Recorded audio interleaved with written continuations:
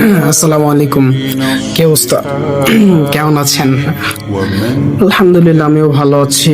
অবশ্যই নিশ্চিত মনে হয় যে অনেক টেনশনে আছেন, অনেক বিপদগ্রস্ত। ঠিক আমিও সেরকম। একটা একটা জিনিস কি ভাববেন সবসময়, যেটা হচ্ছে আপনি যখনই কোনো বিপদে পড়বেন, সবসময় হচ্ছে আপনি আপনার রবের প্রতি যে কৃতজ্ঞতা প্রকাশ করবেন। কিরকম? যেমন হচ্ছে আপনি 5 ওয়াক্ত সালাত পড়বেন। আপনি কি একটা জিনিস জানেন যে যেটা হচ্ছে একটা দরুদ আর ইস্তেগফার, এই দুইটা জিনিস হচ্ছে মানুষের জীবনে এতটা গুরুত্বপূর্ণ, সেটা আসলে কখনো বোঝার মতন। আপনি হচ্ছে দরুদ আর ইস্তেগফার, এই দুইটা জিনিসকে হচ্ছে আপনার জীবনের সাথে এমন ভাবে হচ্ছে জড়িয়ে ফেলেন, যেটা হচ্ছে আপনার হচ্ছে যেমন ভাত না খেলে একবেলা চলে না, ঠিক এটা হচ্ছে ঠিক ওই রকম। কিরকম? আমি যদি আপনাকে বোঝাই, আপনি শোনেন। দরুদ হচ্ছে এমন একটা জিনিস যেটা হচ্ছে সরাসরি হচ্ছে আল্লাহর রহমত পাবেন। আর ইস্তেগফার, সেটা তো আসলে হচ্ছে একটা অভিন্ন জিনিস। ইস্তেগফার হচ্ছে আপনাকে আল্লাহ কোথা থেকে যে কিভাবে কি দিবে আপনি সেটা টেরও পাবেন না। আপনি হচ্ছে এতটা আপনি হচ্ছে কত কষ্টে আছেন, কতটা হচ্ছে বিপদে আছেন, সেটা কিন্তু হচ্ছে আপনি বুঝতেছেন যে আপনি কতটা বিপদে আছেন, কতটা টেনশনে আছেন। আপনার বিপদ আপনি হচ্ছে একটা এখনকার আমাদের ইয়াংদের ভিতরে সব থেকে বেশি একটা বড় বেসিকলি একটি বড় সমস্যা হচ্ছে যে আমরা যখন বিপদে পড়ে যাই তখন হচ্ছে আমরা নেশাগ্রস্ত, নেশার দিকে ধাবিত হই।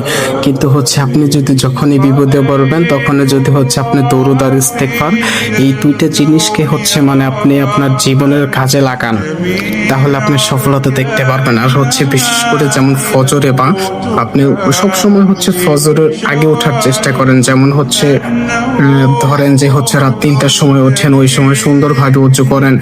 তো সুন্দরভাবে উজু করে হচ্ছে যখন আপনি 2 রাকাত সালাত আদায় করবেন, তখন প্রচুর পরিমাণে ইস্তেগফার পাঠ করুন।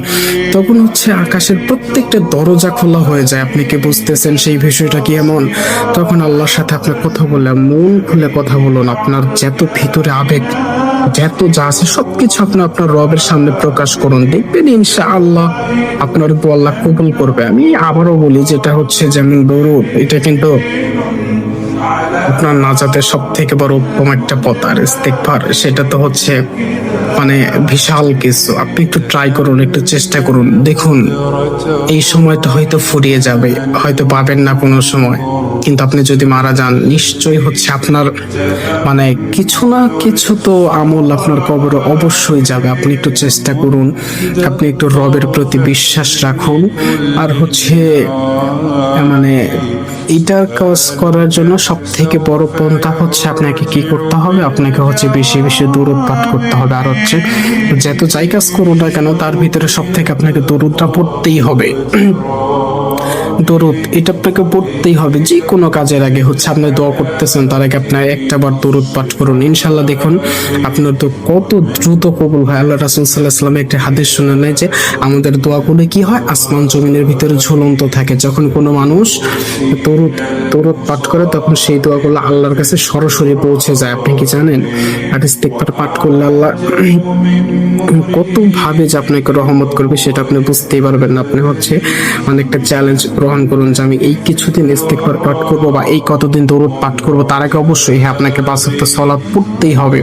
এটা কিন্তু সালাত ছাড়া কিন্তু আপনার বিকল্প কোনো পথ নেই, এটা পড়তেই হবে। সালাত এমন একটা জিনিস যেখানে হচ্ছে আপনি 1 ওয়াক্ত সালাতে যদি ইচ্ছাকৃতভাবে ছেড়ে দেন, আপনি কি হয়ে যাবেন? আপনি মুসলিমের খাতার থেকে বাদ পড়ে যাবেন। অর্থাৎ যেটা হচ্ছে আমাদের সব থেকে বেশি মানব জীবনে গুরুত্বপূর্ণ, সেটা হচ্ছে 5 ওয়াক্ত সালাত। তারপর হচ্ছে দরুদ ইস্তেগফার। আপনি প্রচুর পরিমাণে দরুদ পড়তে আপনি ক্লান্ত হয়ে যান। দেখবেন ইনশাআল্লাহ শেষ হাসিটা কিন্তু আপনার হবেই হবে। ভালো থাকবেন। আসসালামু আলাইকুম।